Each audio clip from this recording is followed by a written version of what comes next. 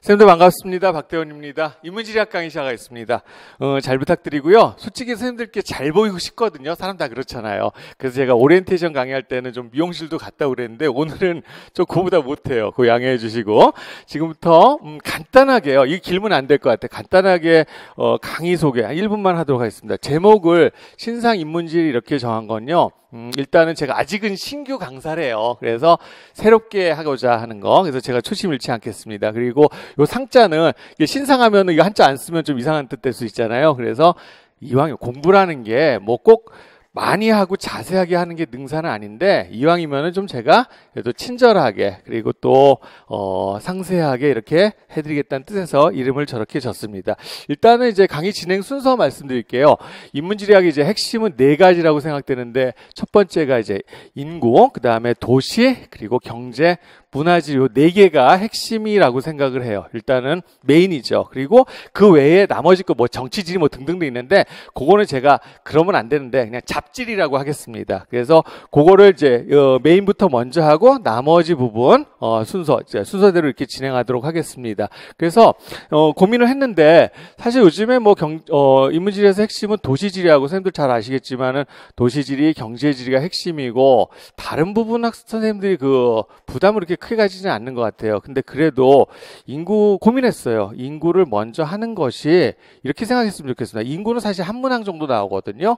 근데 도시지리나 또 일부 경제지리 그리고 또 문화지리까지 이렇게 연결이 되더라고요. 그러니까 인구지리 제가 한 3시간 정도 할 건데 그 부분을 먼저 하시면은 뒤에 공부하실 거 일종의 배경 지식으로 작용할 가능성도 있고요. 그 다음에 자 지리교육론에 있어서 이건 이제 중고등학교 교과 과정이 굉장히 중요하잖아요. 거기서는 인구가 굉장히 중요한 파트예요. 그래서 특히 시험 문제에서 지리교육론의 시험 문제에서 인구 파트를 소재로 하는 경우가 많기 때문에 그거 공부를 먼저 하시는 거다라고 생각하셔도 좋을 것 같습니다. 자, 그 정도 안내면 일단 될 것 같고요. 그 다음에 제가 선생님 솔직히 선생님들한테 잘 보이고 싶은데 왜 안 뜨니?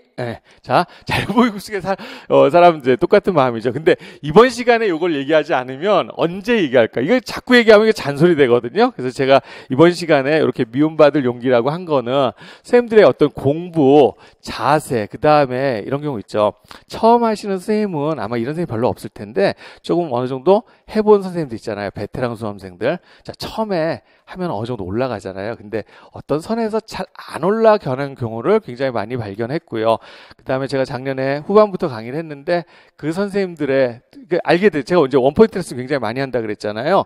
그래서 그 선생님들하고 교류를 하면서 깨닫게 된 것들을 제가 간단하게 한번 정리를 해봤어요. 그래서 이거 어떻게 보면 귀에 좀 거슬릴 수도 있는데 그거를 그렇다고 생각을 안 해주셨으면 좋겠습니다. 자, 그래서 제가 작년에 어떤 선생님들 원포인트 레슨 하면서 제가 제일 많이 느꼈던 게 이거예요. 특히 인문지리 쪽에서 제가 이 얘기를 하는 게 선생님들 공부가 어쩌면 소읽구 외양간만 고치는 공부가 아닌가 그런 생각을 했거든요. 그래서 그거는 이렇게 생각하시면 될 것 같아요. 그러니까 초수생들은 그렇지 않은데 이제 조금 어느 정도 베테랑이 되면은 자 기본적으로 공부한 거다 그렇잖아요. 내가 생각하지 못한 부분 시험에 나올 수 있잖아요. 그러면은 그 다음에 그거를 추가하고 그러니까 계속 이 뒷북을 치는 거죠. 그래서 예를 들면 올해 뭐가 나왔어 뭐 합의가 나오고 그 다음에 메시가 나왔으면 이제 그 부분을 추가하는 거죠. 근데 또 그게 바로 그 다음에 나오던가요? 그 다음에 또 다른 게 나와요. 그럼 그것도 추가하고 그래서 결국은 어떻게 보면 못 맞추게 되는 거죠. 시험 문제 우리 항상 예상과 좀 다를 수 있으니까. 그래서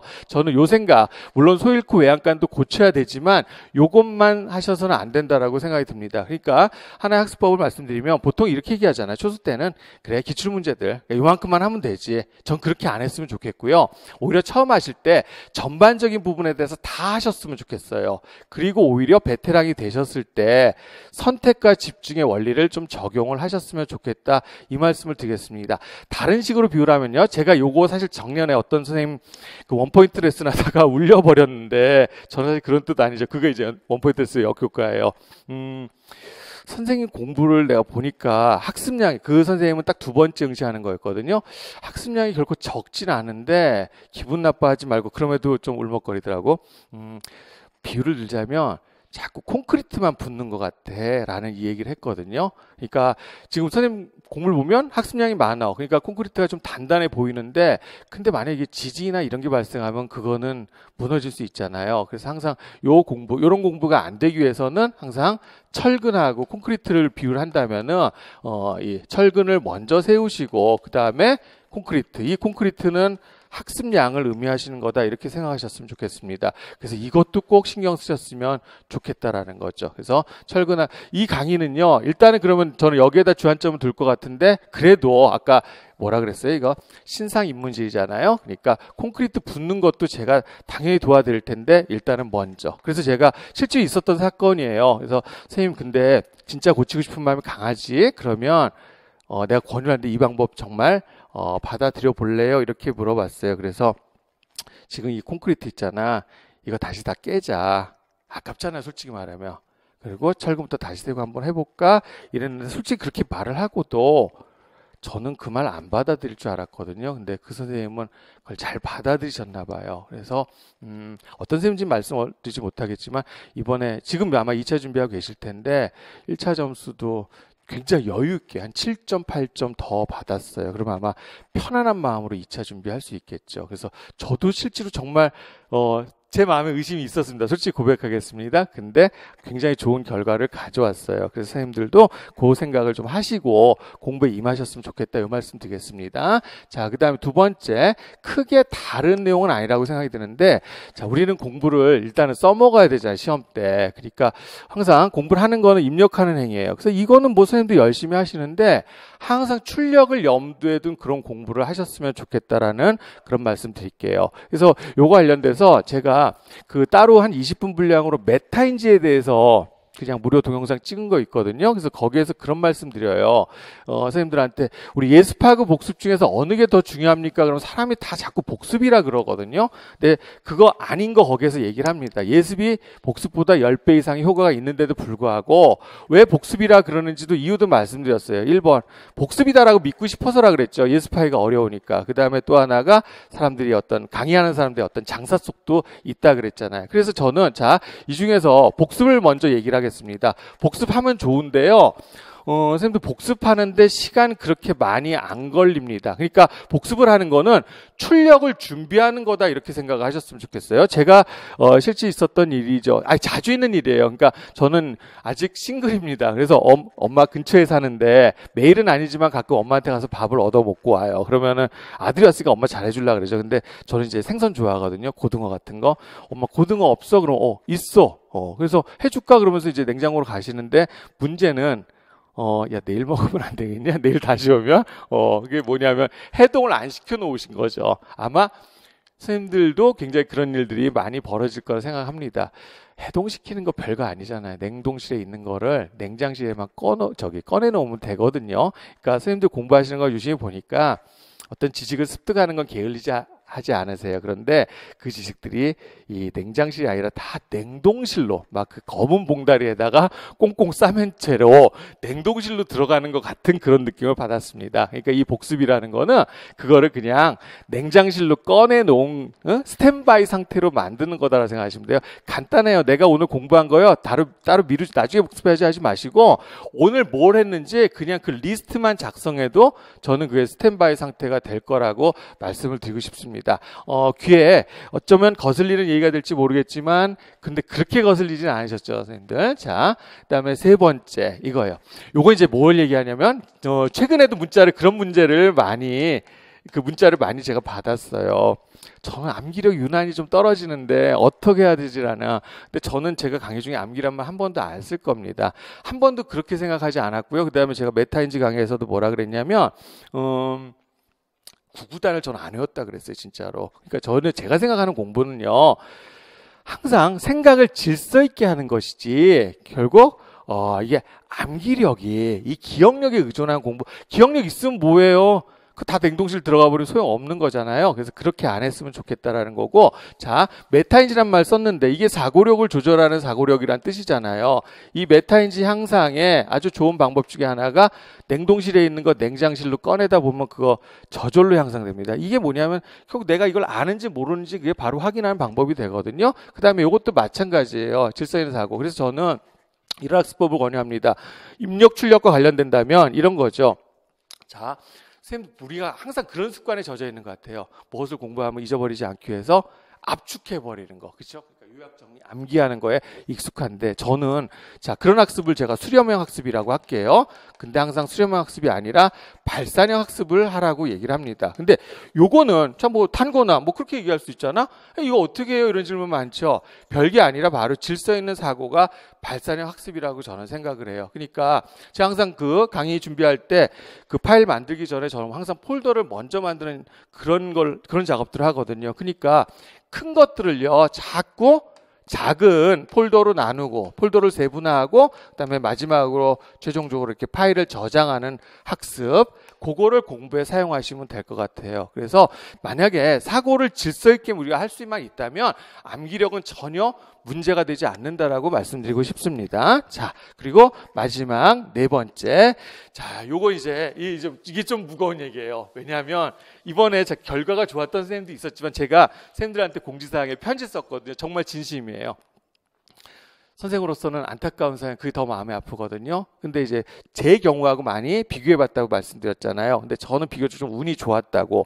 근데 단순히 그걸 전부 운이 좋았다고 얘기하는 것도 좀 너무 교만 떠는 것 같아요. 그래서 저의 조금 좋은 습관들이 무엇일까 고민을 해봤고, 그거를 여러 선생님들께 어떻게 하면 전달해야 될까, 그거에 제가 게을리하지 않겠습니다. 그러니까 약속을 드릴게요. 근데 먼저 말씀을 드린다면 이거죠. 시험날 평소 실력보다, 실제로 저 선생님은 정말 되실 거라고 생각했는데 평소 실력보다 제 능력을 발휘하지 못하는 선생님들이 좀 계셨어요. 그래서 그런 생각을 해봤어요. 어렸을 때 우리가 뭐 운동하는 친구들도 있잖아요. 그럼 뭐 야구, 축구, 뭐 김하나처럼 피겨. 그러면 기본적으로 그 종목을 좋아하거든요. 그러면은 이 친구는 자, 야구나 축구를 한다 그럴 때 게임이 재밌어서 할까요? 아니면 훈련이 재밌어서 할까요? 당연히 게임이 재밌어서 하는 거죠. 그렇죠? 그런데 우리나라 모든 교육이 그래요. 그런 운동해도 공부랑 똑같아. 맨날 연습 훈련만 하고 시합은 많이 안 하는 거야.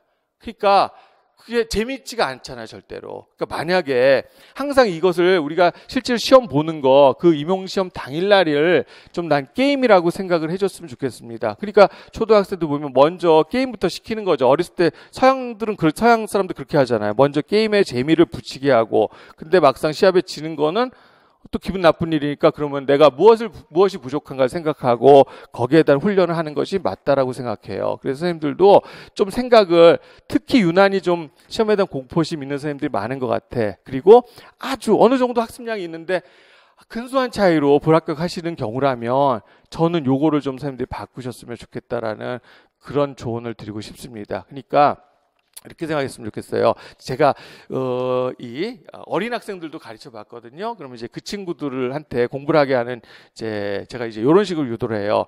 뭘 가르쳐 줬는데 그 학생들한테 요 가르쳐 줬는데 이해력이 이제 아주 쉬운 거야. 그러니까 다 이해한 것 같아. 그러면 친구들한테 질문하죠. 이거 시험에 나왔으면 좋겠어? 안 나왔으면 좋겠어? 다 나왔으면 좋겠다 그러죠. 그다음에 약간 어려운 거를 던져요. 그러면은 요거 시험에 나왔으면 좋겠어? 안 나왔으면 좋겠어? 그럼 이렇게도 물어봐요. 이거 시험에 나올 것 같니? 안 나올 것 같니? 잘 못 들어온 것 같거든? 그럼 다 뭐라 그래? 1번 나올 것 같다? 저를 신뢰하는 애들은 손을 들겠죠. 근데 2번이 더 많은 것 같아요. 안 나올 것 같대요. 그럼 제가 그 다음에 결과, 야, 이거 시험에 실제로 나왔어. 이미. 그럼 학생들 반응이 달라지죠. 그러니까 이런 거죠. 내가 잘 이해했고 공부한 거라면 항상 무슨 생각을 했냐면 시험에 나오길 기대해야 되는 거예요. 그래야 재밌는 거예요. 좀 어렵더라도 내가 이거, 그쵸?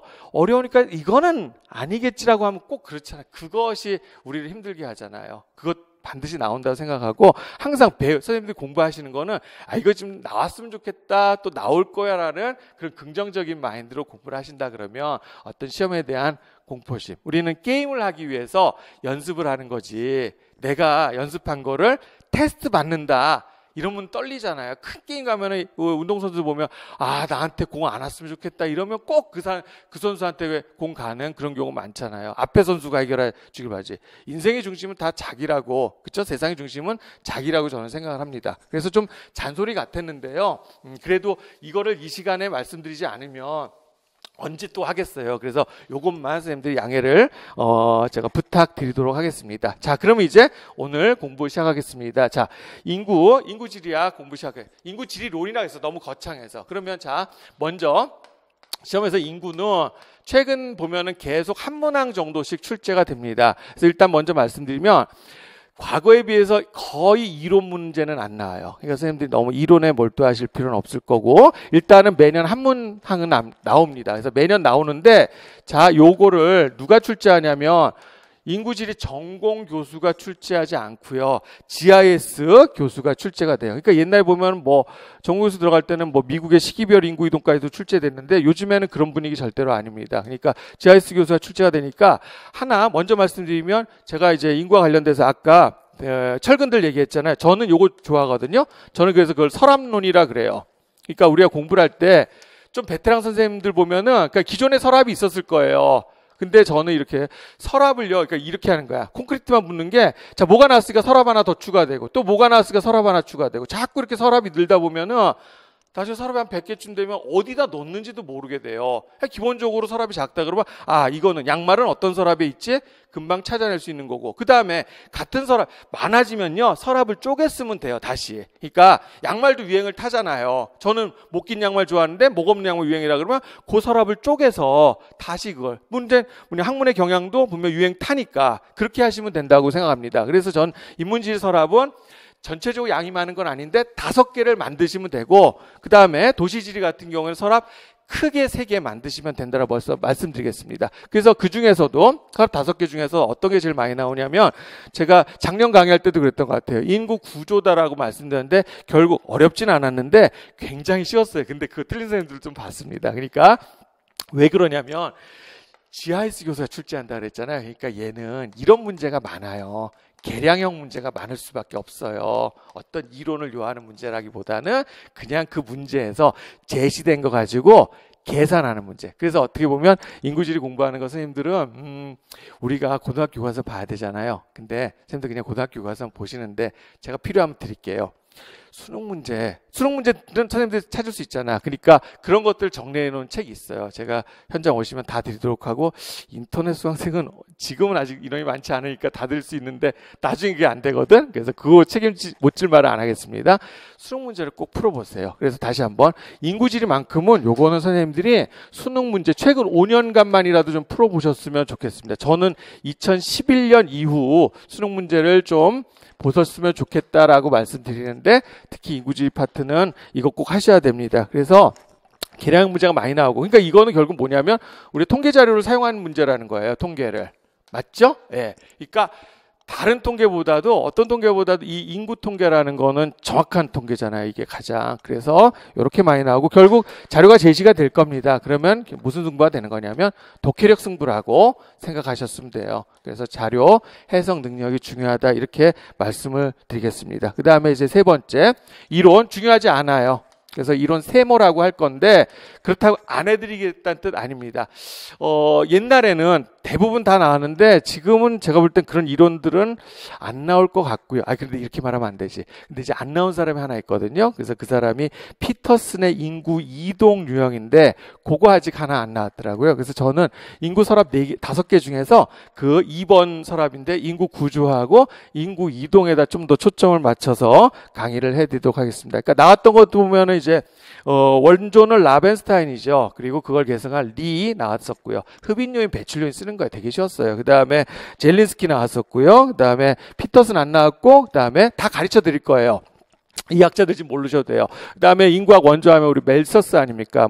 멜서스나 버저럽 나왔었고요. 그 다음에 인구 이동이 중요하다 말씀드렸잖아요. 아마 아실 거예요. 디아스포라 인구 이동, 내지는 디아스포라 네트워크. 그게 인구 이동에서 핵심이라고 생각을 합니다. 자, 그러면 선생님들 이제 교재 펴시면 돼요. 이제 본격적으로 제가 수업 들어가도록 하겠습니다. 자, 그러면 첫 번째 서랍이 인구 성장인데 제가 이렇게 쓸게요. 그러면 자, 인구 파트 서랍은 5개를 제가 만들었는데요. 그래서 첫 번째가 인구 성장, 그 다음에 항상 폴더들 먼저 만들고, 그 다음에 가급적 제가 아까 선생님들 질서 있는 생각을 하시는 게 좋겠다라고 했잖아요. 근데 제 강의가 중구난방되면 안 되죠. 그래서 저도 질서 있는 형태로 항상 수업을 진행하도록 할게요. 그래서 두 번째가 인구 구조가 됩니다. 그래서 저는 계량형 문제가 많이 출제가 되니까 올해도 이것이 나왔습니다. 그 다음에 세 번째가 인구 분포. 그다지 중요하지 않아요. 인구 분포 가볍게 보시면 될 것 같고요. 그 다음에 네 번째 조금 신경 써서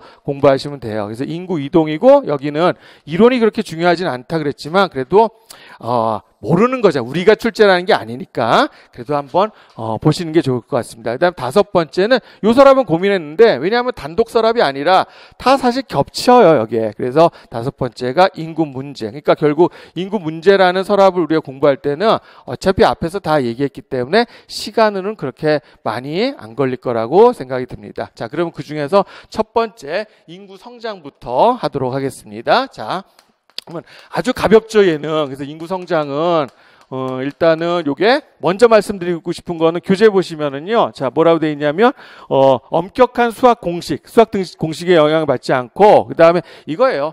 유럽 사람들이 대략 1970년대 상황까지를 경험적 모델을 여기에다가 적용한 겁니다. 그래서 인구 변천 모델이라고 한 거죠. 그러면 인구 성장 결국은 뭘 가지고 만든 거냐면 그게 핵심이죠. 그러니까 이런 거 의외로 한 방 먹는단 말이야. 그래서 인구 변천 모델에서 핵심은 당연히 출생률하고 사망률이죠. 그래서 출생률, 사망률을 고려해서 주로 선진국 사람들이 자기들의 진행 방식, 그쵸? 인구 변천을 가지고 요거를 일반화시킨 거에 불과하다 이렇게 생각하시면 되겠습니다. 이건 당연히 그래서 귀납적 모델입니다. 이거는. 자, 그러면 첫 번째가 다산다사. 굳이 설명 안 해도 되죠. 많이 낳고 많이 죽었다. 자, 요 정도. 그렇게 되면 이거 고등학교 강의가 되니까 빼겠습니다. 그래서 요거는 언제냐면은 이제 전근대 농업사회. 그래서 전근대 사회라고 하면 될 것 같고. 자, 시험 관심 없어요. 많이 낳고 많이 죽으면 인구 변화 별로 없는 거죠. 인구 증가가 낮은 단계죠. 그러니까 신경 안 써도 될 것 같습니다. 우리나라 조선시대로 비교하면은 대략 세종 때, 조선 전반기 세종 때 인구 한 700만 된다 그러거든요. 300년 지났어요. 영종정 때 와도 750만 밖에 안 돼요. 그래서 인구 증가가 매우 낮은 거죠. 뭐 전염병이라든가 아니면 인구 부양력이 낮았기 때문에. 그 다음에 두 번째, 낳는 것 습관이니까 잘 안 고쳐지죠. 그러니까 두 번째가 요게 감사가 됩니다. 그래서 감사는 자, 사망률이 급감하는 시기를 말하는 거 그 정도는 아실 거라고 생각을 해요. 그러면 얘는 어디냐면 유럽으로 따지면은 요게 산업화 초기 모델이 되죠. 산업화 초기가 되고, 우리나라를 여기다 적용하면 이건 일제강점기라고 생각하시면 될 것 같아요. 일제강점기 들어갈 때 우리나라 인구가 얼마였냐면 1910년대가 대략, 그때는 정확한 통계 자료가 아니고 추산하기를 한 1300만 정도였고요. 45년 해방될 때 이때는 인구 센서 자료가 있어요. 그래서 대략 2300만이니까 한 세대 지났는데 인구가 거의 2배 정도 된다. 이렇게 감을 잡으시면 될 것 같아요. 그래서 자, 쉽지만 출제가 된 거예요. 그러면은 요 감사의 원인을 물어봅니다. 그러면은 보통 뭐라 그래요? 예를 들면 인구 부양력의 증가, 틀린 말은 아닌데, 근데 구체적으로 얘기를 한다면은 의학의 보급이 될 거고요. 그 중에서도 뭐가 돼요? 예방의학이 되는 거죠. 예방의학. 그래서 얘는 특히 뭐라고 얘기해야 되냐면 영아 사망률 급감 시기라고 하면 될 것 같습니다. 그래서 제가 가끔 요거 관련해서 퀴즈 내는데 의외로 잘 못 맞추시더라고. 그래서 오늘은 첫날 선생님들 대답을 못 하실 테니까 가급적 직접 질문을 안 할게요. 예, 그래서 그냥 지금 마음속으로 대답해 보세요. 우리나라 지금 현재 기대 수명이 80세가 넘어버렸죠. 남자는 아직 좀 안 됐지만. 그런데 우리나라 최초로 인구세, 우리는 5년 단위로 하죠. 1925년도가 우리나라 최초 인구 센서를 했거든요. 그때 우리나라 사람들의 평균 수명 내지 기대 수명을 한번 맞춰보세요. 제가 이렇게 오지선다형으로 내겠습니다. 답은? 지금보다 낮으니까 아마 여기서 많이 고민하실 텐데 답은 요거예요. 약간 뜻밖이다라는 거죠. 그러니까 왜 이 질문을 드렸냐면, 이게 정확하게 그래도 이왕이면 정확하게 말씀드리고 싶어서, 아프리카 국가들 통계자들 보면 기대 수명 30세 안 되는 나라 꽤 많아요. 그러니까 이때는 25살 되면 정말 죽었다가 아니죠. 그때도 이만큼 살았습니다. 근데 영아 사망률이 높아서 그런 거예요. 그러니까 영아 사망률이 줄어들면은 굉장히 인구가 폭발적으로 증가하게 된다는 거는 당연히 깨달으셨을 거예요. 그렇죠? 굉장히 뜻밖의 수치죠. 그 다음에 또 하나가 요거야. 요 시기를 뭐라고 얘기하면 될까요? 폭발적 인구 증가의 시기라 그래요. 그러니까 항상 저는 별거 아닌데요. 그런 공부 습관이 들어있어요. 저는 이게 관심이 있었거든요. 폭발적이라는 말이 저게 감이 안 오잖아. 그러니까 항상 이 어떤 공부라는 건요, 우리 하다못해요. 우리나라는 자 기후에서 우리나라는 여름철 고온다습하다 그러잖아요. 그러면 시험 문제 고온다습 이것을 보고 푸는 게 아니라 이게 뭐로 주어집니까? 계량적 수치로 주어지잖아요. 그럼 이 고온을 어떻게 해석해야 돼요? 25도 내외라고 해석을 해야 되는 거죠. 마치 또 뭐가 있을까요? 결혼 정년기가 점점 늦어진다. 그러면 결혼 정년기 모르지 않는데 그게 어느 정도 되는지 대답할 수 있잖아요. 그건. 전 개인적으로 결혼 정년기 한 50이라고 봐요. 아직 미혼이니까 아직 난 거의 택도 못 가지, 그죠? 택도 안 되네. 그러니까 요게 궁금했어요, 저는. 그래서 요것도 한번 맞춰보실래요? 연평균 인구 증가율이 어느 정도 될 때 그냥 객관식으로 해볼까? 150, 30, 20, 2 어느 정도 될 때 폭발적 인구가 하게요? 답은 알겠어요? 눈치채셨어요?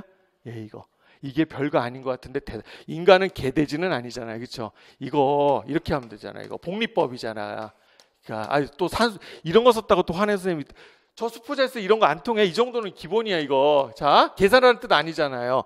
매년 2%씩 증가한다 그러면 얼마 지나면 2배 넘어가느냐? 고등학교 때 이런 문제 있었죠. 그래서 양변에 이렇게 10g 같은 거 이거 취해가지고 풀었던 기억 있잖아요. 풀라는 얘기 아니에요. 제가 N값 이러면 35년 나와요. 2%씩만 증가해도요. 어떻게 돼요? 인구가 더블이 되네. 일제강점기 35년 동안 우리나라 평균 인구 증가율이 2.1% 정도인가 그랬어요. 그러니까 굉장히 높은 수치고 제가 오늘 수업을 하기 전에 작년 강의를 사실 보고 왔는데 제 거. 네. 그러니까 이 강의는 이런 게 수치고 내 강의를 표절한 강의네 결국은. 자, 근데 나쁘지 않았더라고요. 그래서 뭐냐면 여기서 예를 든 나라가 제가 나이지리아를 예를 들었더라고요. 저도 까먹고 있었어요. 그래서 가장 인구 증가율이 높은 사례로 나이지리아를 얘기를 했고 이게 연인구 증가율이 4.2%가 그러거든요. 이 나라가. 그럼 이거 엄청난 수치예요. 그래서 제가 솔직히 말씀드리면 강의 시작한 지 한 15년 됐는데 처음에 나이지리아 인구 8천만인가 9천만인가 이렇게 시작했어요. 근데 지금 나이지리아가 인구가 거의 1억 9천만을 돌파한다는 거죠. 근데 하필 올해 인구 문제하고 결국 그 국경 문제에서 그 사례를 든 데가 바로 나이지리아가 바로 나왔더라고요. 그래서 가끔은 내가 그냥 팁으로 말씀드리는 것 중에 그렇죠. 그 우연이긴 하죠. 근데 저는 그런 신통력이 좀 있는 것 같아요. 그래서 그게 나았더라고. 그래서 저는 자신을 가지고 올해는 더 작년 강의보다 좀 더 나아져야 되잖아요. 예, 자신을 가지고 작년 강의 이랬었어요. 제가 막 시작하니까 되게 부끄럼 탔었거든. 근데 올해는 그렇게 부끄럼 안 타고 결국 내가 부끄럼 타고 자꾸 주저하면 선생님들한테 결코 좋은 거 아니라는 생각이 들어요. 그래서 제가 과감하게 말씀드려요. 그래도 되죠, 선생님들. 네, 고맙습니다. 그래서 폭발적 인구 증가가 굳이 따지면 이거예요. 2% 넘어갈 때요. 그렇죠? 감 잡으라고 제가 말씀드린 거예요. 자, 세 번째 가겠습니다. 인구 문제 생겼죠. 그러면 이건 어떻게 돼요? 이렇게 바뀌어야 되죠. 감산. 됐나요? 예. 다 죽일 수는 없으니까 소사. 요 모델의 사실 이게 문제점입니다. 왜 오냐 이거야. 인간은 자발적으로 저렇게 잘 안 된다라는 거. 애들이 많으니까 너무 힘들다 적게 놔야지 그런 상황을 잘 안 온답니다. 그래서 요거는 산업화가 진행되는 그런 시기고 그 다음에 이제 어떻게 해야 돼요? 쉽지 않다 그랬잖아요. 그죠? 인간이 자발적으로. 그러니까 여기는 산화 제한의 시기가 되는 거죠. 우리나라 1970, 80년대에 해당되고 뭐 가족 계획의 시기가 바로 오게 되는 거죠. 큰 어려움 없어요. 그러니까 가장 관심 끄는 건 역시 2단계가 되는 거예요. 이거. 나오면은 항상 2단계 나오는 거다. 계속 반복돼서 나오고 이번에도 결국 나이지리아 그 사례 든 거는 거기가 여기에 해당이 되는 그런 국가. 그래서 인구 부양비로 연결이 된 거 아닙니까? 그다음에 네 번째는 이게 시간이 지나면 그대로 소사 이렇게 되는 거죠. 됐어요? 네, 그래서 요거는 이제 소위 말해서 후기 산업화 단계가 되고 선진국들이 여기에 해당이 되지요. 그리고 그때부터는 총인구 면에서는 최대가 됩니다. 그렇죠? 근데 뭐예요? 인구가 오히려 총인구 최대라는 거는 많다는 거 강조하는 게 아니라 감소의 우려가 있다라는 거죠. 그래서 인구 감소 내지는 뭐 인구 절벽 그런 것들을 예상할 수 있는 그런 단계라고 생각하시면 되겠네요. 그래서 요 정도면 돼요. 그래서 인구 성장을 이렇게 빼먹기도 좀 그렇잖아요. 그래서 제가 말씀을 드렸고요. 자, 그러면 요거 관련돼서 자, 우리 선생님들 거기 우리나라의 시기별 인구 성장은 제가 이렇게 달아드렸으니까 한글 읽으실 줄 아니까 그건 선생님들이 직접 보셔도 되고, 자, 요런 것도 뭐 가볍지만, 여기에다 뭐예요? 올해 나온 문제 보면은 점점 시험이 그렇게 되는 것 같아. 별거 아닌데, 빈칸, 그죠? 인구 증가율. 그러니까 각각 뭐 연결하시오. 그렇게 이거 지워버리고 각각 연결하시오. 요 정도 가능하죠. 아주 그냥 보너스 문제지, 이거는. 그래서 당연히 사망률 먼저 줄고, 그 다음에 출생률. 그 다음에 출생률과 사망률의 차이가 뭐예요? 예, 인구의 자연 증가율이 되겠죠. 그리고 총인구 최대. 그래서 이런 건 길게 설명하면 기분 나빠하실 것 같고 사족이 될 것 같아서 제가 요 정도만 하도록 하겠습니다. 자, 한번 넘겨보세요. 자, 그러면 그 다음 페이지 가면은, 자, 요거는 제가 따로 판서를 안 해도 될 것 같아. 그래서 제가 거기서, 선생님들 그래도, 이거 어떻게 보면은 제가 제일 싫어하는 게 떠먹여주는 거 정말 싫어하는데, 교재가 사실 떠먹여주는 형태로 구성이 되어 있습니다. 다 읽기 싫을 때도 있잖아. 그 다음에 가끔 내용이 중복되는 부분이 있어요. 그래서 제가 말씀드리고 싶은 부분은 이렇게 좀 굵은 글씨로 그리고 밑줄도 다 쳐드렸어요. 사실 떠먹여 드리고 있습니다. 신상 인문지리학이라 했잖아요. 그래서 자, 경험적 모델은 그게 아까 선진국 모델이었어요. 그렇죠? 유럽 사회를 1970년대를 기준으로 해서, 그래서 개도국에 적용하기 어려운 이유를 그거를 말씀드렸습니다. 그러니까 자, 충족속의 문제예요. 그래서 이게 개도국에 안 맞는 거, 그 정도는 선생님들 요거 신경 쓰실 필요 있다고 생각돼요. 그래서 첫 번째가 충족속의 문제인데 아까 사실 얘기했습니다. 그러니까 출생률의 감소를 가져오려면 이 가치관의 변화가 수반돼야 돼요. 가치관의 변화. 그러니까 애가, 자, 원래는 전근대사에서 애는 뭐였습니까? 노동력이잖아요. 노동력의 내 노후에 대한 보장인데 애가 이제 뭘로 바뀌는 거예요? 이게 책임으로 바뀌어버리는 단계가 되겠죠. 그러니까 그 문제가 발생하는 거야. 개발도상국에서는 그게 어렵다라는 거예요. 그 다음에 두 번째, 적시성의 문제입니다. 자, 이 대표적인 사례를 이거를 인도를 생각하시면 돼요. 자, 우리나라는 1968년도에 가족계획이 시작됐는데 인도는 산하 제한이 1952년에 시작이 됐어요. 근데 우리나라는 가족계획이 성공할 수 있었던 가장 중요한 이유가 뭐냐면은 결국 경제적 발전이 같이 왔거든요. 교육 수준하고. 근데 인도는 그렇지 못했던 거예요. 그러니까 타이밍의 문제죠. 그러니까 여기 보면 개발도상국들의 경우 급격히 감소되는 사망률, 이건 맞죠. 그것을 능가할 수 있을 만한 급속한 출생률의 감소가 과연 오겠느냐. 그러니까 결국은 사실 두 개는 어떻게 돼요? 맞물려 있는 거죠. 이거 둘 다 기본적으로 뭐가 바탕이 돼야 돼요? 경제력이라는 것이 바탕이 되어야 된다. 이렇게 생각하시면 될 것 같네요. 자, 그 다음에 우리나라의 인구 성장 생략해도 괜찮을 것 같습니다. 그래서 요거는 도표로만 보죠. 뭐, 자, 우리나라 인구 성장 아시잖아요. 여기 이런 것도 이제 조심해야 되는 게 왜 이 시기에 사망률이 늘어났나? 그럼 뭐 답 알잖아요. 한국 전쟁이 되는 거고, 그렇죠? 근데 출생률 감소가 60, 70, 80년대 이렇게 떨어진 이유는 요거는 뭐 산화 제한 때문이라 당연히 얘기하실 수 있을 것 같아. 그리고 이렇게 가면 이제 요것들을 설명해 보는 거죠. 요것들도 한번 유심히 보셨으면 좋겠어요. 그러니까 완전히 우리가 이상적인 형태의 인구 피라미드는 아니잖아요. 그러면은 왜 그런 일이 있었느냐 이거지. 그래서 특히 여기서는 요거 봐주셨으면 좋겠거든요. 우리나라 이제 요걸 토대로 최빈 연령대를 유추해 보면은, 그래서 전 결과 알고 있어요. 말씀드릴게요.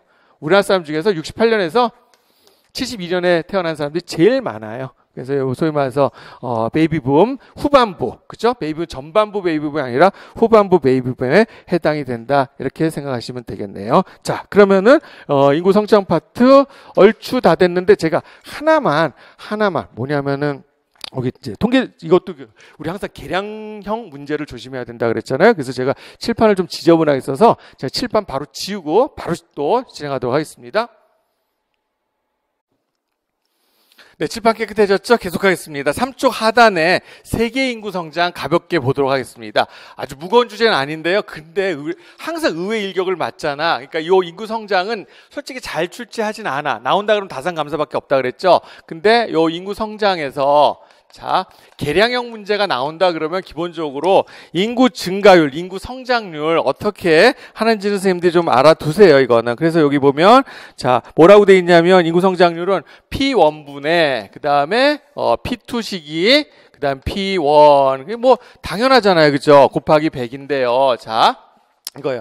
오히려 저는 여기서 선생님들한테 이 질문을 드리고 싶어요. 선생님, 혹시 연항 인구가 무슨 뜻인지 아세요? 대답, 질문 안 하기로 해놓고.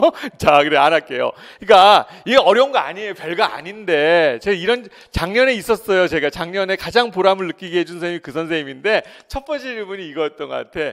연항인구 학생 뭐야? 그랬더니, 대답을 못 하더라고. 그래서 이거는 먼저 얘기할게요. 연항인구 별거 아니고, 1년의 중앙인구예요. 그래서 이게 6월 30일이나 7월 1일이라고 생각하시면 됩니다. 그러니까 어떤 작년하고 올해 인구 비교할 때는 1월 1일끼리 비교하거나 12월 31일끼리 비교하지 않고 중간 6월 30일이나 7월 1일 인구 아주 비교를 하는 거예요. 그래서 이게 이렇게 생각하시면 됩니다.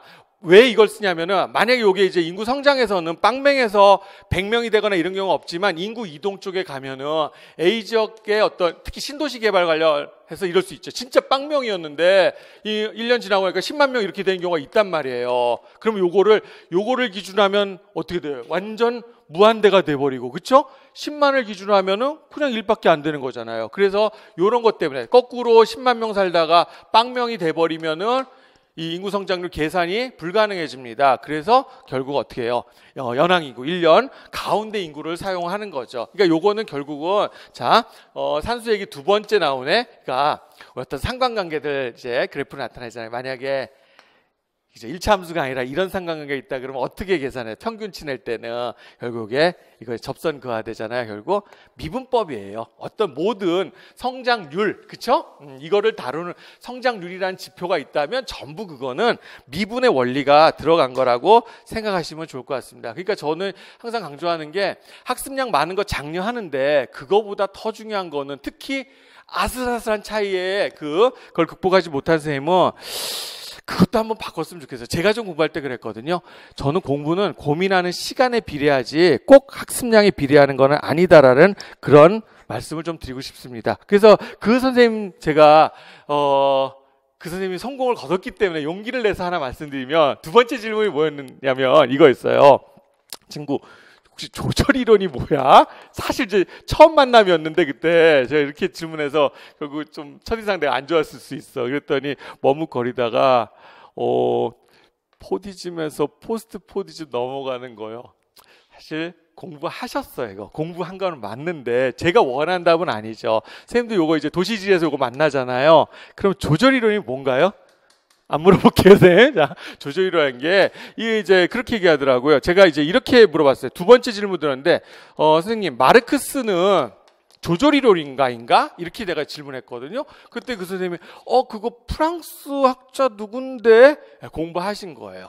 사실 대답 못 하셔도 돼요. 프랑스 누군지 사실 전혀 안 중요해요. 그러니까 제가 마르크스는 조절이론가 이런가 질문 든 거는 이거예요. 조절이론의 본질이 뭔지 말씀을 드리고자 했던 겁니다. 그러니까 이 마르크스라는 사람이 역사발전 5단계설이라 그래서 이거 아마 선생님들 많이 아실 거 이 정도 상식이 그래도 얘기할게요. 첫 번째 단계가 원시 공산사회라 그랬어요. 그 다음에 두 번째 단계가 이제 뭐였냐면 이제 고대 노예제 사회. 그 다음에 세 번째가 이제 뭐가 되죠? 그러면 중세 봉건 사회가 되죠. 중세 봉건 사회. 역사발전 5단계서니까 네 번째가 이제 근대 자본주의 사회. 그 다음에 다섯 번째가 다시 이제 뭐로 가요? 공산 사회로 가는 거죠. 그러니까 이거는 결국 뭐냐면 마르크스가 요게 바로 이제 생산 방식과 관련되는 거거든요.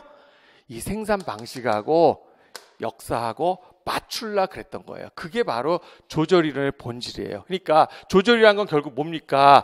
그 사회의 생산 방식이라든가, 그쵸? 아니면 축적 체제라고 하죠. 그쵸? 이런 것들. 그러니까 이게 와닿아야 되는 거예요. 이런 말들이. 이거를 뭐하고 그 사회의 정치, 경제 제도, 정치 제도라. 그쵸? 예. 이런 것들. 그러면 그 사회의 어떤 역사적인 시기하고 맞추려고 했던 시도가 조절 이론이라고 생각하시면 됩니다. 전 개인적으로 조절 이론 좋아요. 왜냐하면 공부하기 되게 편하죠. 답이 딱딱 떨어집니다. 근데 사실 문제점은 간단하게 하면 이거잖아요. 그 선생님이 뭐라고 얘기하냐면 뭐라고 얘기했죠? 첫 번째 포디즘하고 그러면 이거죠. 먼저 이렇게 합시다. 시기하고 맞춘 거잖아요. 조절 이론이. 그러니까 언제까지? 보통 대공황에서 1970년대까지 요 시기에 그 다음에 그 이후 이렇게 둘로 쪼갠 거죠. 조절이라는 게. 그래서 요 시기는 뭐예요? 생산 방식이라는 게 이게 소위 말해서 포디즘. 그쵸? 네. 그럼 요거는 아시잖아요. 포스트 포디즘도 있는데 또 뭐도 있죠? 그거 빼먹으면 또 서운해 하시는 것 같아. 네오포디즘. 그죠? 요거 좀 이따 말씀드릴게요. 그래서 자, 이 시기는 결국 2차 대전 이후가 특히 대표적이 되겠죠. 그러니까 어떤 국가의 그 일종의 제도 면에 있어서 복지국가라고 하잖아요. 그렇죠? 그 다음에 지금 아직까지 오고 있는 거죠. 그럼 요 시기 뭐라 그래요? 신자유주의의 시대라 그러잖아. 그리고 요거의 어떤 경제학적 뒷받침하면은 요거는 자, 큰 정부가 되는 거죠. 큰 정부. 그래서 케인즈주의라고 하는 거잖아요. 케인즈주의. 그렇죠? 조조는 결국 그걸로 연결이 되죠. 작은 정부잖아요. 그러면은 우리 지리에서는 그 학자를 배우지는 않는데 이 하이에크라는 사람이 있어요. 나중에 제가 꼭 소개해드릴게요. 경제지리에서 대단한 학자입니다. 개인적으로 좋아하는 건 아니에요. 전 이 사고 방식에 동의하는 건 아니니까. 그 다음에 프리드먼이라는 학자가 있어요. 네, 이 사람들이 어떤 사상적 배경을 제공한 거죠.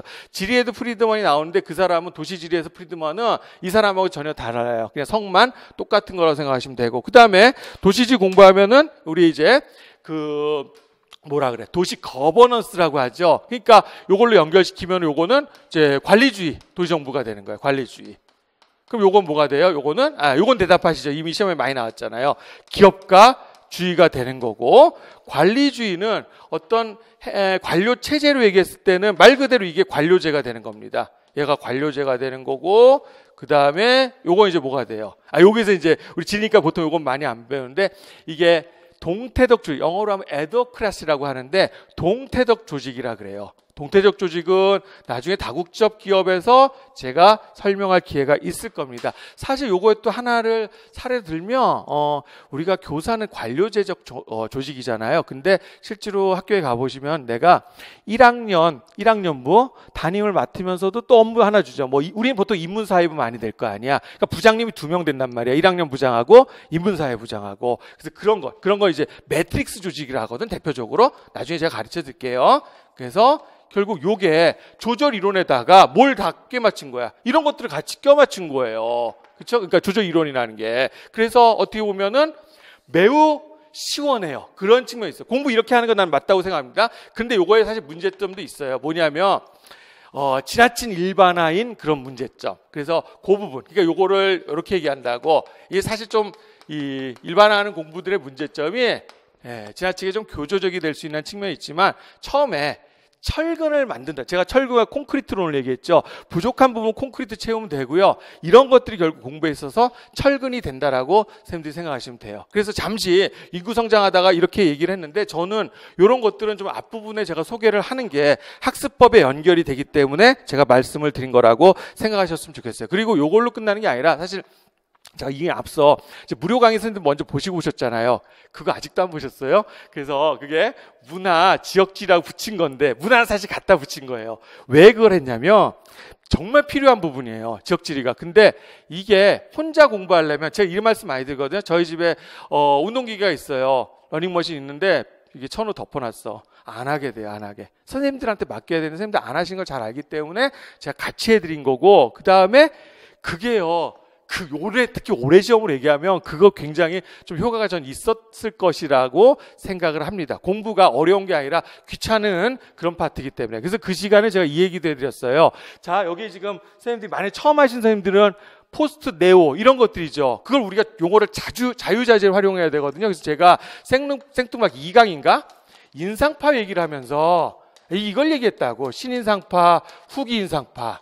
그러면 자, 무슨 생각이 드냐면요. 거기서 얘기했으니까 그거 보세요. 간단하게. 자, 요거를 붙이는 거하고 요거를 붙이는 거하고 그 원리에 대해서 말씀을 드렸어요. 그러니까 이게 자, 뒤에 나오는 버전이 절대로 아니다라는 거예요. 제가 제일 좋아하는 화가가 세잔느라는 화가인데 세잔느는 후기 인상파를 대표하는 화가입니다. 근데 이 사람은 인상파가보다 먼저 태어나고 먼저 죽었어요. 그러니까 요거는 자, 시기가 아니라 어때요?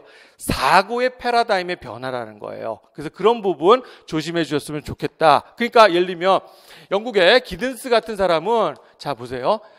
후기, 그러니까 포스트 포디즘이라는 게 후기 포디즘이잖아요. 근데 이 사람은 특히 포스트 모더니즘에 대해서 자, 우리가 그러니까 포디즘하고 모더니즘 이렇게 연결해도 되고 포스트 포디즘, 포스트 모더니즘 연결해도 됩니다. 근데 문제점이 뭐냐면 포스트 모더니즘은요, 실제로 저거보다 빨리 나왔어요. 그 다음에 모더니즘 같은 경우는 예술 쪽에서는요 이미 19세기에 나와 있었거든. 그러니까 안 맞아. 그러니까 기든스 같은 경우는 그 후기, 자 여기서 얘기한 영어 포스트를 번역한 건데 이 사람은 뭐라고 얘기했냐면 이거를 레이트 모더니즘이라 그랬어요. 레이트. 그럼 이거는 무슨 뜻이냐면 이건 시기를 말하는 거예요. 그러나 이거는 시기를 말하는 게 아니다라는 거죠. 그래서 그런 것들이 선생님 공부에 학습의 어떤 철근을 만들 수 있는데 근간을 이루었으면 좋겠다는 뜻에서 제가 조금 어떻게 보면 잔소리 같지만 먼저 말씀을 드린 거라 생각하셨으면 좋겠습니다. 자, 그래서 다시 인구성장률 돌아와서 잠깐 이렇게 저는 공부 학습에 팁이 좀 많은 편이에요. 근데 그 팁은 제가 선생님들을 향한 애정이라고 좀 생각해 주셨으면 좋겠고, 그렇다고 해서 너무 멀리 가진 않을 테니까 공부 외적인 얘기는 제가 잘 안 해요. 그래서 그렇게 생각해 주셨으면 좋겠어요. 배경 지식은 많은 사실 좋은 거잖아요. 그죠? 한두 것도 없는 거지만. 자, 그러면 이제 그 다음 페이지 한번 넘어가 보도록 하겠습니다. 그러면 표가 나와 있죠. 인구 성장률 간단하게, 아주 간단한 거 가지고 제가 언급을 했어요. 안 해오셔도 됩니다. 그죠? 어느 정도 선생님 감만 있으면 되고, 제가 볼 때는 요거죠. 이거는 한번 나온 적이 있었어요. 선진국가 개발도상국 인구 변화 추세. 그래서 항상 공부는 텍스트로 우리가 학습을 하지만 텍스트를 다른 곳으로 바꿔서 그런 연습이라고 생각이 들어요. 그런 말들을 쓰지 않고 아예 문제로 제가 보여드리겠습니다. 자, 요런 식의 스타일의 문제가, 요거는 제가 대입 문제를 갖고 왔는데 똑같았어요. 우리 임용에서 과거에 객관식 시절에 나왔던 문제니까. 그러면 자, 한번 보겠습니다. 세계 여러 나라의 인구자를 나타낸 거다 보고 추론한 거. 그러니까 얘 A, B, C를 텍스트로 환원하라는 얘기예요. 그럼 A는 지금 뭔 단계냐면 사망률이 급감하는 단계예요. 그러니까 A는 뭐라고 쓰면 돼요? 다산 감사라고 쓰면 되죠. 하나로 어렵지 않죠. 그다음 B단계는 뭐예요? 이번에는 출생률이 낮아지는 단계잖아요. 그럼 얘는 뭐가 됩니까? 얘는 감산 소사의 단계가 되는 거죠. 됐죠? 그 다음에 세 번째 C단계는 그러면은 소산소사. 1단계는 없군요. 왜냐하면 다산다사에 해당되는 나라는 지금 현재 거의 없다라고 보시면 돼요. 여기에 해당되는, 자, A에 해당되는 대륙이 어딜까요? 대체로 아프리카 국가가 많겠죠. 그렇죠? 그래서 해당 사항이 거기에는 없기 때문에 그냥 2단계부터 있는 거라고 생각하시면 될 것 같습니다. 자, 이렇게 보면 요거는 뭐 아주 쉽죠. A 국가는 의료 환경이 빠르게 개선된다. 그렇죠? 그 뭐예요? 예방 접종이죠. 예방의학의 발달이고, 그래서 급격한 인구 팽창이고요. 저소득국가고. 비국가는 이제 소위 말해서 신흥개발국 내지는 신흥국에 해당이 되겠죠. 그래서 요건 사망자 수 증가가 아니라 뭐예요? 출산율 감소가 되는 거죠. 그래서 답은 리을, 아주 그냥 요 워밍업 삼아서 풀어보시면 될 것 같습니다. 그 다음에 이제 C국가는 당연히 선진국에 해당되니까 출산 장려 정책 필요한 거 맞습니다. 자, 그러면은 요거는 그 정도로 하겠고요. 그 다음에 세 번째, 네 번째인가요? 자, 그러면 요거죠. 출생력하고 사망률은요, 요거는 뭐 그렇게 마음 안 써도 솔직히 된다라고 생각을 해요. 그래서 뭘 가지고 정했는지만 한번 보시면 되네요. 자, 그래서 뭐라고 돼 있냐면, 출생력, 출산의 빈도라는 거죠. 요것만 보시면 돼요. 그래서 여기서 제일 중요한 거는 조출생률, 보통 인구 100명, 봐봐요. 아까 인구 증가 2%가 이게 높은 거라는 거 우리 인지하지 못하기 때문에 천분율 쓰는 경우가 많은 거예요. 그래서 그거를 조출생률, 조사망률 이렇게 쓰는 거고, 하나도 안 중요해요. 자, 여기서 딱 하나는, 요거는 시험에 나온 적이 있었죠. 계산하라고. 정말 쉽게 출제를 했습니다. 그래서 GIS 교재가 출산율이 맞나? 만약에 유리되나? 아무튼 자, 이거는 내 자신 없으니까, 그러면 GIS 교수가 출제가 된다면 요런 거죠. 먼저 나왔던 문제보다는 그때는 정말 암산으로 뒤에 문제 제가 달아놨습니다. 연습 문제 제가 몇 문제 드렸어요. 그래서 암산으로 가능하지만, 그러나 암산으로 해결되지 않는 그런 문제도 있을 수 있으니까. 그래서 결국 합계 출산이라는 건 구간별로, 그죠? 구간을 코호트라고 하나? 요거 넘어갔네.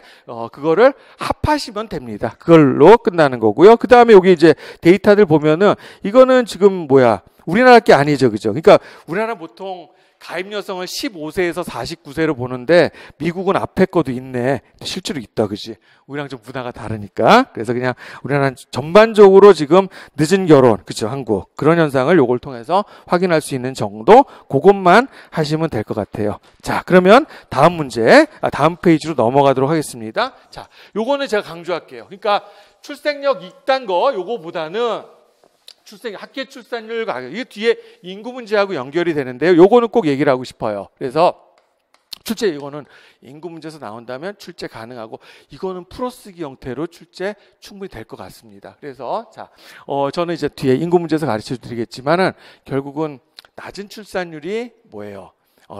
지금 선진국의 가장 본질적인 인구 문제잖아요. 개도국 인구 문제는 중요하지 않아요. 그러니까 겨우 낮은 출산율과 관련해서 제가 일종의 대유법적인 표현인데 저 이런 말 많이 씁니다. 브리짓 존스 쪽의 증가라고 하거든요. 영화 아마 브리짓 존스 알고 계실 거예요. 굉장히 늦었죠. 르네 젤리건가요, 배우가? 그러면 그 3편까지 나왔잖아. 그럼 이 브리짓 존스가 늘어나는 이유 요거에 대해서 설명할 수 있으면 됩니다. 그래서 자, 첫 번째가 그러니까 옛날엔 애가 뭐였냐면 애가 뭐였죠? 노동력이고 그다음에 노후에 대한 보장이잖아. 그게 뭐냐면은 아이에 대한 가치관의 변화예요. 그러니까 자, 일단은 이렇게 할까요? 그러면 자녀의 효용은 브리짓 존스가 늘어난 이유는 자, 자녀의 효용은 감소하는 거죠. 그리고 뭐는 늘어나는 거예요? 비용은 늘어나는 거예요. 이렇기 때문에. 그래서 요 그래프가 바로 그겁니다. 자녀의 효용은 자, 소득원의 수용, 그렇죠? 노동력, 그다음에 노후 부양에 대한 효용 감소합니다. 근데 뭐는 들어가냐면 비효용성, 즉 비용이 증가하게 되는 거죠. 그러면 이 비용을 다시 세분화해야 돼요. 이 부분에 초점을 맞추시면 좋을 것 같습니다. 그러니까 자녀 효용 감소 더 이상 안 써도 되죠. 뭐예요? 소득원으로서 효용 감소, 그 다음에 노후에 대한 보장 감소 당연합니다. 그럼 이제 비용은 다시 요거는 둘로 쪼갤 수가 있죠. 그래서 하나가 진짜 비용, 경제적 비용하고 그 다음에 하나가 심리적 비용으로 이렇게 둘로 쪼갤 수 있어요. 자, 그러면 여기서 경제적 비용은 다시 둘로 쪼갤 수 있습니다. 하나가 직접 비용이에요.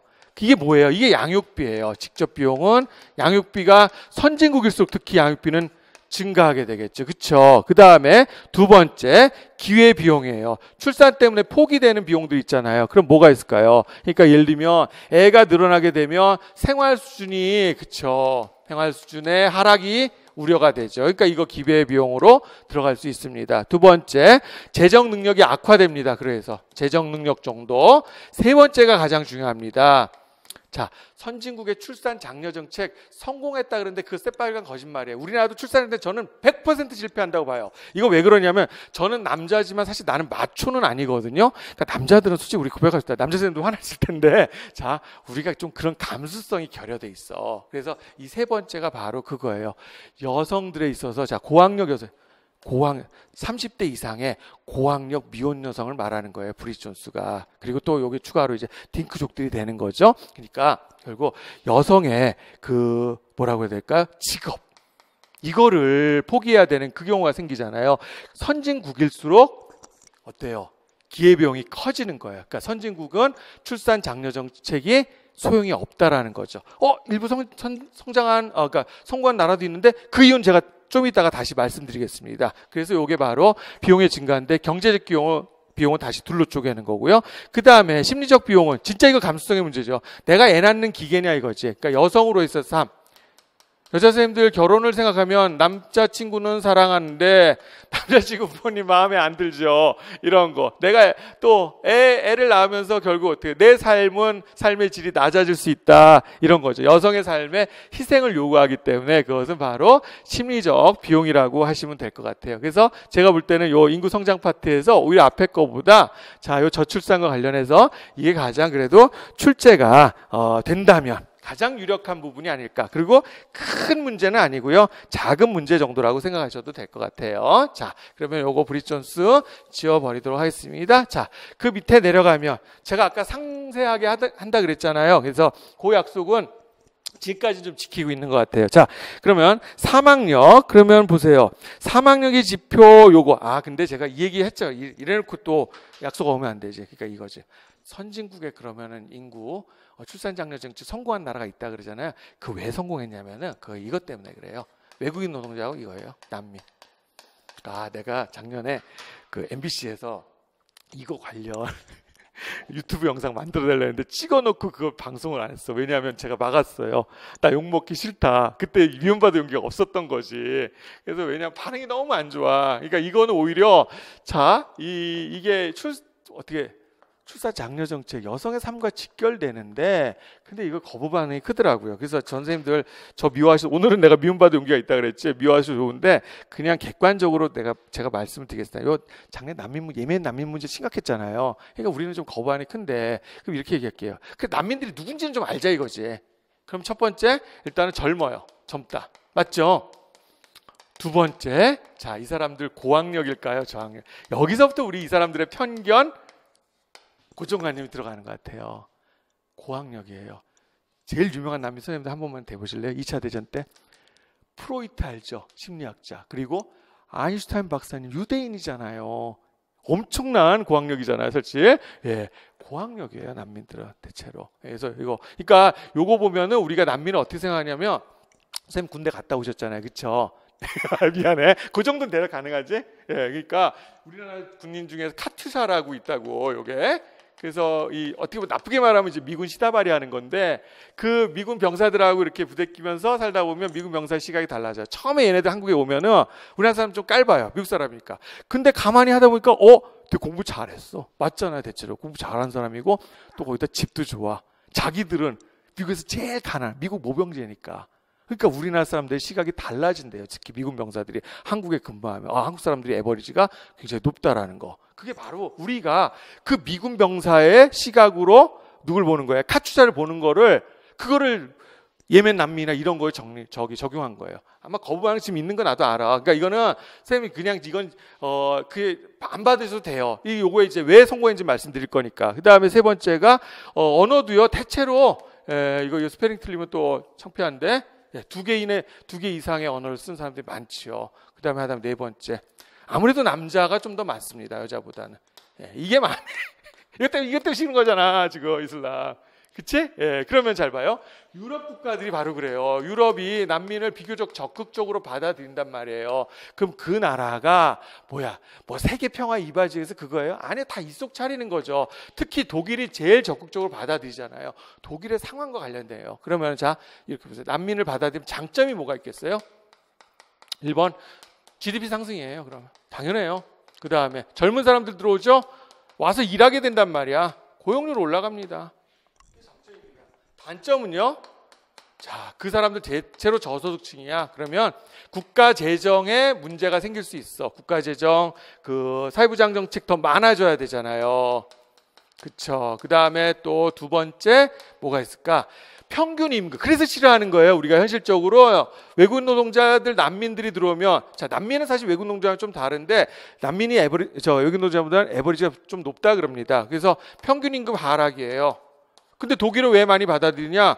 유럽 국가, 자, EU 중에서 이태리나, 특히 영국은 나가기로 했고, 이태리도 나가겠다 그러잖아. 이것 때문에 그런 거거든. 근데 독일이 제일 좋아. 걱정 안 해도 돼요. 그 다음에 독일은 유럽 국가 중에서 제일 제조업이 센 나라죠.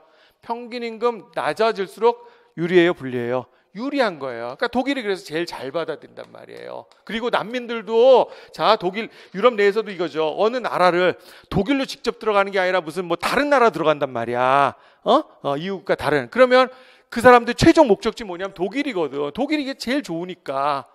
알겠어요? 그런 경우 또 북유럽 국가들이 바로 그런 거야. 결국 이걸 통해서요. 자, 출산율과 관련해서 국가 재정을 확대하면 이게 먹히는 계층이 있거든요. 저소득. 그 다음에 자, 외국 노동자 저학력. 근데 특히 이 중에서 뭐냐면 이거보다 여기에는 출산 장려 정책이 먹혀요, 이게. 근데 선생님들, 자, 고학력이지. 교사 되면 출산료가 우리 3개월 주나요? 만약에 1년 주면은 애 낳으실래요? 꼭 그 문제인가? 저는 그거 아니라고 생각해요. 그쵸? 근데 왜 고소득일수록 어떤 기회비용을 따져요?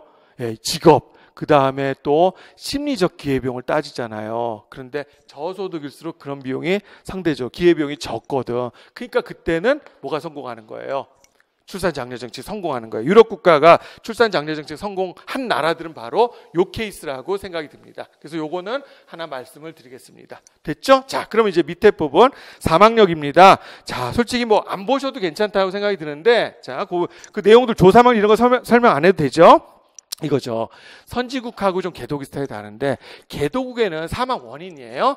아무래도 전염성 질환 모델이 개도국에 적용이 되는 거예요. 그 다음에 두 번째, 선진국의 경우에는 자, 요가 맞습니다. 이게 제가 그래서 문화 지역 지리에서 러시아 얘기를 해드렸거든. 러시아는 그래도 완전 선진국은 아니지만 이 평균 기대 수명 이런 게 낮지는 않은데 남녀 차이가 되게 심해요. 남자가 59세고 여자가 한 75세대예요. 바로 이제 고기 중에 바로 알코올 중독이라 워낙 보드카 많이 처먹으니까. 그래서 선진국하고 개도국 비교할 정도. 그쵸? 요거 뭐 제시되면 전염성 질환 모델, 그다음 아니면 뭐 저 개도국, 뭐 선진국 이렇게 비교할 거 아니에요? 예, 그 정도는 선생님들 뭐 식은죽 먹기지, 그치? 네, 그래서 그 다음 페이지로 가도록 하겠습니다. 자, 다음 페이지 가면 이제 뭐가 나오냐면 그렇죠. 인구 성장 이론들입니다. 그래서 이론 별로 안 중요하다 그랬으니까 그냥 간단하게만 보도록 하겠습니다. 일단은 3대 고전 경제학자, 그 중에 하나가 이제 멜서스라는 사람인데, 자, 3대 경제학자는 아마 그 정도는 상식, 그래도 확인. 아담 스미스. 내가 경제지리 가서 어쩔 수 경제학자 얘기를 할 수밖에 없어요. 거기서 리카르도 얘기할 거예요. 근데 아담 스미스는 제가 얘기할 필요 없고, 아담 스미스의 가장 충실한 후계자는 누구냐면 마샬이라는 사람이에요. 그래서 거기서부터 시작이 될 것 같습니다. 그래서 3대 경제학자 그 중에 우두머리가 이 사람이고, 참고로 멜서스하고 리카르도는 약간 라이벌, 동년배거든요. 약간 라이벌이라고 얘기하기는 좀 멜서스가 너무 밀린다. 그래. 그래서 그 사람들이 일단은 3대 고전 경제학자라 하고요. 그 중에 멜서스는요, 이 사람은 그러니까 고전 경제학이잖아요. 고전 경제학 결국 우리 이것도 조절해서 집어넣어 볼까? 그 뭐가 돼? 자유주의의 자유주의. 그래서 이 사람은 자, 이거 가끔 오해하는 선생님이 있어요. 철저한 자유주의자예요. 그 이 사람의 이론은 뭐냐면 영국의 상공업 계층이 세금을 낸단 말이에요. 그죠? 중산층, 그 사람 다른 말로 뭐라 그래요? 부르주아라고 하죠. 부르주아의 지지를 엄청나게 많이 받은 거예요. 그래서 한마디 얘기하면 국가는 가난구제하지 말란 뜻이에요. 멜서스의 인구로는. 그렇게 생각하시면 됩니다. 그러니까 거기에 있는 것들요, 그냥 쌤들 읽어서 충분히 알 수 있어요. 그래서 이 사람은 자, 인구가 증가하는 거, 그 억제할 필요가 있다 그러면 억제할 필요가 있다니까 뭘 개입을 한 것 같잖아. 자유주의에 위배되는 것 같잖아요. 자, 조심해서요. 멜서스의 인구 억제로는 이거에 위배되지 않아요. 그래서 자, 두 가지 억제가 있습니다. 하나가 적극적 억제가 있고, 하나가 뭐예요? 예방적 억제, 이렇게 두 가지가 있는 거예요. 그럼 적극적 억제는 무슨 산화제한 정책 이게 아니라 내버려두면 가난한 사람들이 사망률이 높다 이거야. 그래서 요거 적극적 억제, 전쟁, 기아, 전염병 구제하지 마라 이거야. 이게 제일 좋은 거다 이거야. 그래서 적극적 억제, 그쵸? 그래서 거기 보면 기근, 질병, 전쟁, 그죠? 그래서 국가는 위생 개선이라든가 이거 하면 안 돼. 위생이라든가 위생 개선 절대 안 돼요. 가난 구제하면 안 돼. 그래서 누구의 지지를 받겠어요? 상공업자들, 부르주아의 지지를 엄청나게 받는 거죠. 됐지? 오해하면 안 된다고 해서 그래서 왜 생뚱맞게 자유주의 이딴 거 꺼내는 이유, 학자들에 대해서는 그래도 저는 전공이 지리였지만 다른 공부도 좀 해봤어요. 그래서 선생님보다 조금 나을 것 같아. 그래서 그런 것들을 얘기하는 게 선생님들의 학습에 결코 마이너스 작용하지는 않을 것 같습니다. 그래서 자유주의, 선생님들이 알아들었지, 그치? 네, 자, 그러면 괜히 선생님만 재고 다른 선생님들 놔두고 죄송합니다. 절대로 조심하겠습니다. 자, 그럼 이번엔 예방적 억제예요. 그럼 이거는 도덕적 억제를 말하는 거거든요. 뭐라고 돼 있냐면, 자, 이왕이면 늦게 결혼하고 이왕이면 금욕생활하고 이렇게 얘기를 한 거야. 근데 사실 이게 현실성이 있나? 예, 현실성이 없죠. 그래서 뒤에 뭐가 나오냐면 신 멜서스 이론이 나오는 겁니다. 됐죠? 그래서 큰 어려움 없어. 그래서 제가 볼 땐 이거 억제인데 이게 요런 걸로 생각하면 절대로 아니고 바로 이거야. 내버려 두는 게 제일 적극적 억제가 되는 거라고 생각하시면 되겠습니다. 자, 그럼 여기에다 이제 비판 한번 보겠습니다. 다음 빔이 뭐지? 요거 일단 띄워놓고 그냥 할게요. 자, 그러면 여기에 비판 읽어보시면 되고, 꼭 봤으면 좋겠다는 건 제가 밑줄을 쳐놨어요. 그러면 자, 네 번째. 자, 이거예요. 도덕적 억제는 소극적이며 비현실적이라는 거죠. 그것 때문에 뭐가 나온다고요? 신멜서스주의가 나오는 거예요. 그것 때문에. 그 다음에 적극적 억제로 사망률 증가를 기대하는데 실제 어떤 나라든지요, 사망률이 증가하는 나라는 없다라는 겁니다. 그래서 그 부분에 있어서 비현실적이다 이렇게 생각하시면 돼요. 자, 그러나 의의가 있어요. 역사적 의의. 일단은 유토피아 사상에 제동을 건 거다. 그 다음에 가장 중요한 거는 인간 재생산에 대한 문제인식, 그리고 인구성장 억제 방안을 어쨌든 제시를 했어요. 그 다음에 가장 중요한 건 사실 이거예요.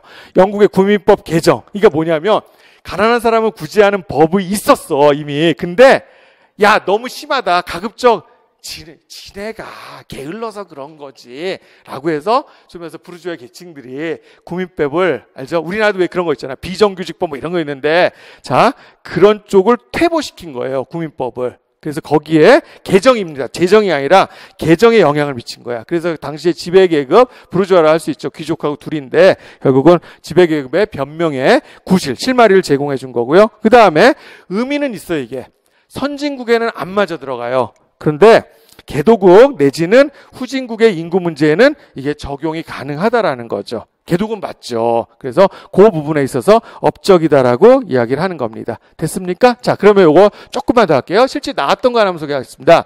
멜서스의 딜레마라고 해서 요거는 나온 적이 있었어요. 그래서 멜서스의 딜레마, 선생님들이요 안 보고 이거 할 수 있어요. 자, 그러면 첫 번째 이거예요. 인구가 증가하는 거예요. 그럼 인구가 증가하면 어떤 일이 벌어질까? 식량이 부족해지죠. 그러면은 식량 가격이 올라가요. 식량 가격이 상승하는 거죠. 그러면 식량 가격이 상승하면 어떻게 돼요? 결국은 실질 소득은 감소하게 됩니다. 그쵸? 실질 소득이 감소하죠. 그러면 아무래도 결혼에 유리해요, 불리해요? 불리하게 되는 거죠. 그러니까 혼인율이 감소하게 돼요. 혼인율 감소 이렇게 만들면 돼 순차적으로. 그러면 결국은 상대적으로 출생률에 비해서 사망률이 올라가게 되는 거죠. 상대적으로. 됐죠. 그리고 다시 그럼 어떻게 돼요? 인구 감소로 이어지는 거죠. 인구 감소. 그러면 이제 어떻게 되나? 이제 여기에서 일로 오는데 이러면 식량 가격 하락이죠.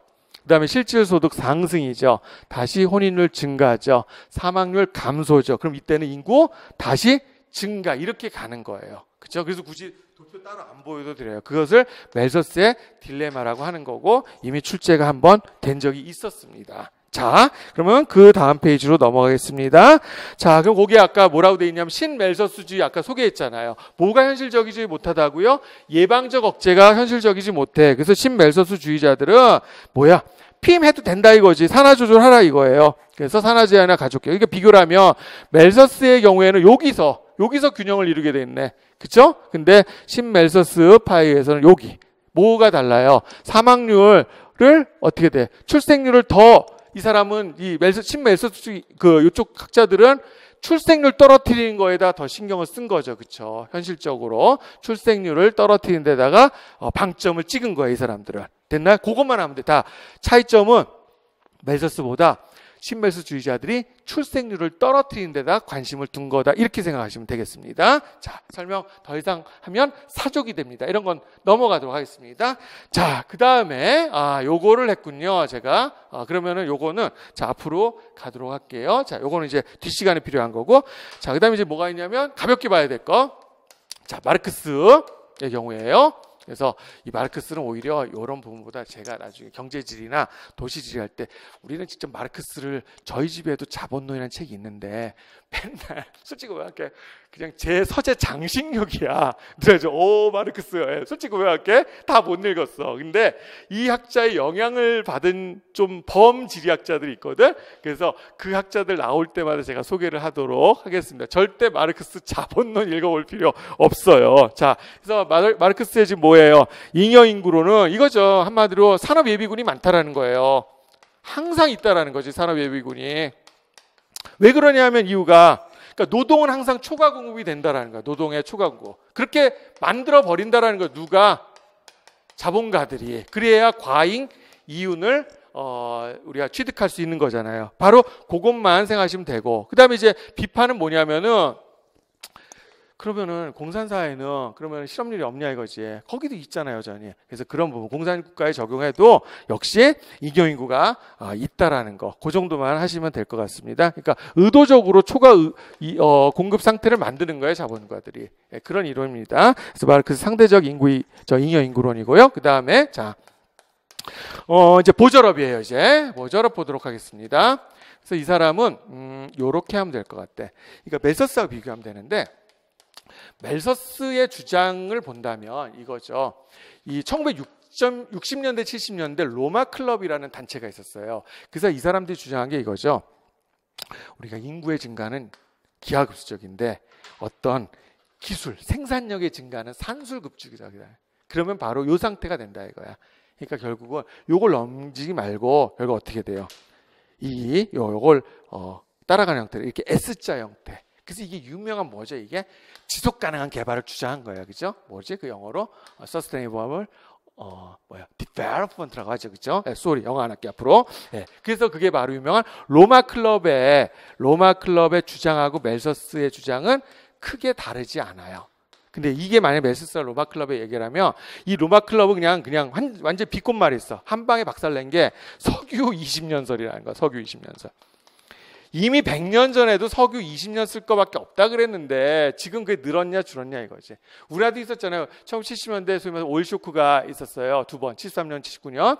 그래서 특히 79년 때는 앞으로 20년 왔다 진짜 1999년 막 지구 멸망설 있고 그랬거든. 우리는 그거 잘 모르죠, 그죠? 나도 몰라. 그때 태어나지도 않았어. 그러니까 결국은 인간이 필요에 의해서 이 속도, 개발 속도를 더 증가시키거나 자, 결코 이런 순간은 오지 않는다라는 거예요. 그래서 만약에 내버려 두면, 이게 경제학자들의 입장이에요.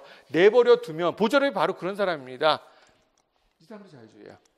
내버려 두면 알아서 해결된다 이거야. 보이지 않는 손흥민 얘기하는 거 아닙니다. 자, 알아서 두면 해결이 된다. 뭐냐면, 자, 만약에 식량이 부족하면 어떻게 돼? 식량 가격이 올라간다 이거지, 그치? 그러면은 어떻게 돼요? 그러면은 자동적으로 수요가 줄어들 거고요. 그 다음에 그것뿐만이 아니라 어떤 자원의 부족 사태가 오면 인간은 그렇게 바보 아니다 이거죠. 그래서 기술 혁신을 반드시 하게 돼 있다라는 거예요. 그래서 이거를 풍요주의라고, 보저럽의 풍요주의다 이렇게 이야기를 하는 겁니다.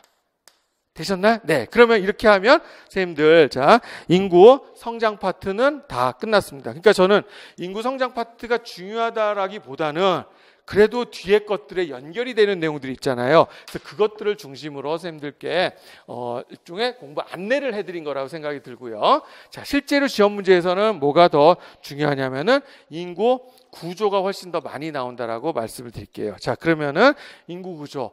이거는 두 번째 시간 넘길까요? 그러면 좀 선생님들 힘들어 하시겠다. 또 제 강의 원래 길기로 유명한데, 그러면 제가 인구 구조부터는 두 번째 시간에 이어서 하도록 하겠습니다.